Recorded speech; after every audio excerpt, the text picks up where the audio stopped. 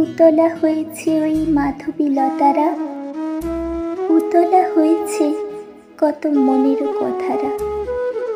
শুধু ভাবিছি কিভাবে তাহা বলিবে, কিভাবে সে কহিবে তাহার মনের কথা।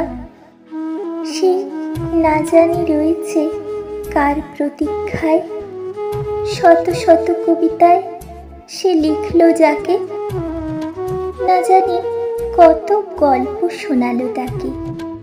হয়তো ফুলঝুরির মতো ঝরবে বলে, নাকি মেঘেদের মন ভেঙে বৃষ্টি হয়ে পড়বে বলে, তা সে জানে না, হয়তো জানিবে না কখনোই।